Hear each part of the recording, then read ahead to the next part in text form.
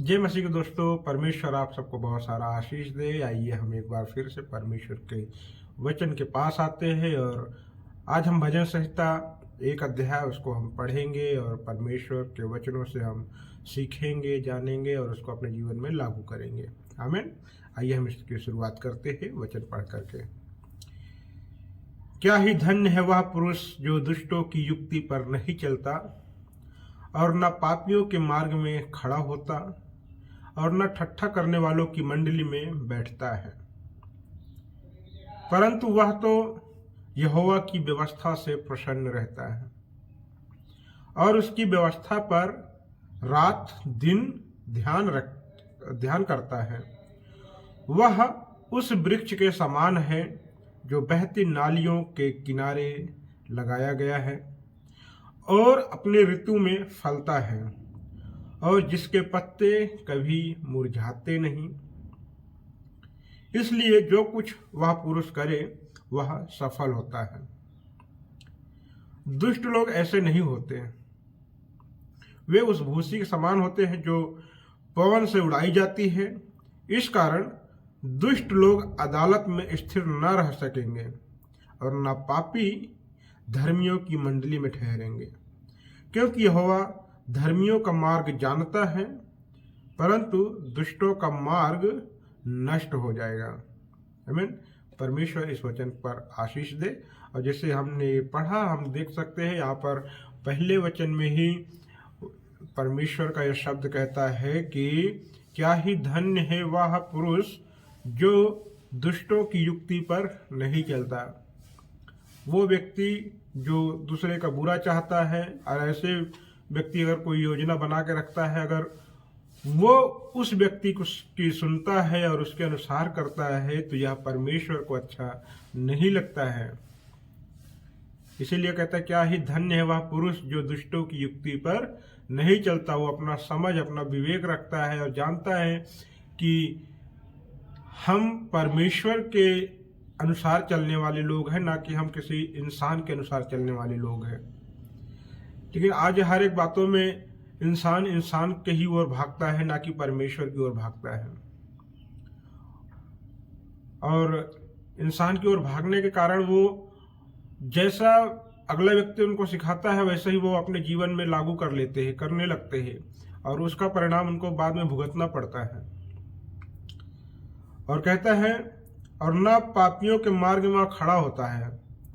क्या ही धन्य है वह पुरुष जो पापियों के मार्ग में भी नहीं खड़ा होता है, यानी कि उनके जैसा बर्ताव नहीं करता, उनके जैसा चलता नहीं है, उनके जैसा रहता नहीं है, क्योंकि वो अब तो परमेश्वर की व्यवस्था को जानता है और वो जानता है कि परमेश्वर किन बातों से खुश होता है। आमीन। और कहता है ना ठट्ठा करने वालों की मंडली में बैठता है। जो परमेश्वर का मजाक उड़ाते हैं, जो परमेश्वर की निंदा करते हैं, ऐसे लोगों के बीच में वह व्यक्ति नहीं बैठता है। इसलिए कहता है क्या ही धन्य है वह पुरुष जो दुष्टों की युक्ति पर नहीं चलता, ना ही पापियों के मार्ग में खड़ा होता और ना ही ठट्ठा करने वालों की मंडली में बैठता है।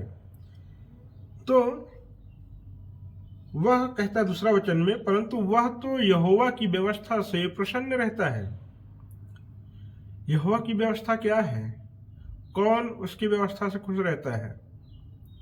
कौन परमेश्वर के अनुसार कार्य करने की कोशिश करता है?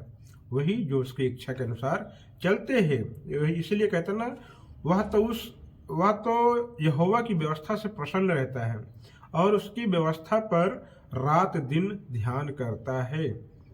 जैसे कि यहोशू पुस्तक में लिखा है कि तू व्यवस्था की यह पुस्तक तेरे चित्त से कभी न उतरने पाए, इसी में रात दिन ध्यान दिए रहना और ऐसा करने से तू प्रभावशाली होगा। आमीन। तो परमेश्वर हमें प्रभावशाली बनाना चाहते हैं और वो चाहते हैं कि हम उनसे जुड़े, ना कि हम किसी ऐसे व्यक्ति से जो दूसरों की निंदा करता है, दूसरों का बुरा चाहता है। हम ऐसे व्यक्ति की बात ना सुने, हम उस परमेश्वर की बात सुने जो सबके हित के बारे में सोचता है, सबके भलाई के बारे में सोचता है, सबके लिए अच्छा सोचता है। आमीन। और तीसरा वचन कहता है वह उस वृक्ष के समान है जो बहती नालियों के किनारे लगाया गया है।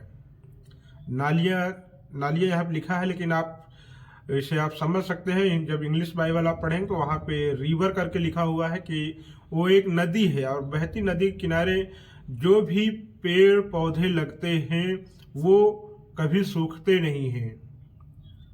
आप देखते होंगे कि आपके आसपास में जो भी नदी, नहर या कोई भी पानी का तालाब है, कुछ भी है, तो जहाँ पर पानी है वहाँ पर कोई भी पेड़ सूखते नहीं हैं, बल्कि वो हरे भरे रहते हैं और वो अपने समय पर फल लेकर के आते हैं।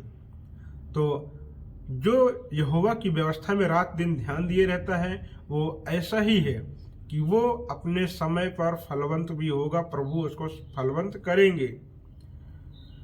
और कहता है जिसके पत्ते कभी मुरझाते नहीं, इसलिए जो कुछ वह पुरुष करे वह सफल होता है।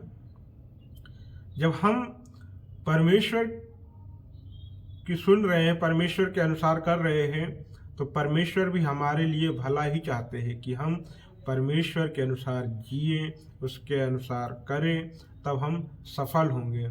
जैसे कि आप दाखलता के बारे में जब यूहन्ना में हम पढ़ते हैं, वहाँ पे लिखा है, यीशु कहते हैं कि तुम मुझसे अलग होकर कुछ नहीं कर सकते। कोई भी पेड़ से अगर डाली को काट दिए जाए तो वो डाली फिर कभी फल नहीं लेके आ सकती है, बल्कि वो यही होगा कि वो सूखेगा और सूखने के बाद उसको आग में जला देंगे। इसलिए परमेश्वर की ओर आइए और परमेश्वर में बने रहिए, तो परमेश्वर जैसा चाहते हैं वैसा हम बने, हम धर्मी बने। परमेश्वर चाहता है कि हम दुष्ट ना बने और ना ही हम दुष्टों की युक्ति पर चलें, बल्कि हम उन कार्यों की ओर चलें जो परमेश्वर चाहते हैं। आमीन।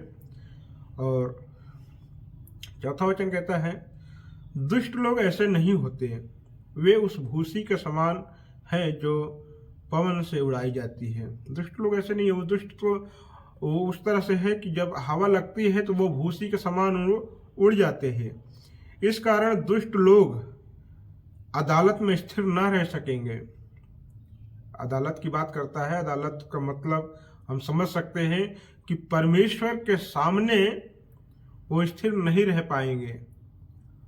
और जब न्याय का दिन होगा, न्याय के दिन पे परमेश्वर सिंहासन पर होगा और हर एक वो दुष्ट जो परमेश्वर की बात नहीं मानते, परमेश्वर के सामने आकर के घुटने नहीं टेकते, पश्चाताप नहीं करते अपने पापों से, वो हर एक लोग उस भूसी के समान उड़ा दिए जाएंगे और हमेशा के लिए उस आग में पड़े रहेंगे। तो इसलिए हम परमेश्वर की सुने और परमेश्वर के अनुसार करें। और छठवां वचन कहता है, क्योंकि यहोवा धर्मियों का मार्ग जानता है, परंतु दुष्टों का मार्ग नष्ट हो जाएगा। आमीन। धर्मियों का मार्ग इसलिए जानता है क्योंकि उसे पता है कि यह व्यक्ति मेरे वचनों को मान रहा है और उसके अनुसार कर रहा है, और वो उसके मार्ग को जानता है। जैसे कि हम यूहन्ना 14:6 पढ़ सकते हैं, जहाँ पे लिखा है कि यीशु ने कहा कि मार्ग, सत्य और जीवन मैं हूँ, बिना मेरे कोई पिता के पास नहीं पहुँच सकता। अगर हमें प्रभु के पास पहुँचना है तो हमें यीशु मसीह के ऊपर विश्वास करना होगा, अपने पापों से पश्चाताप करना होगा और उस मार्ग पर हमें चलना होगा जो यीशु मसीह हमें दिखा रहे हैं। आमीन। परमेश्वर आप सबको बहुत सारा आशीष दे। प्रभु यीशु मसीह में बने रहिए और हर दिन प्रभु के सामने पश्चाताप कीजिए और एक नए जीवन के लिए तैयार हो जाइए। यीशु मसीह के नाम से आमीन।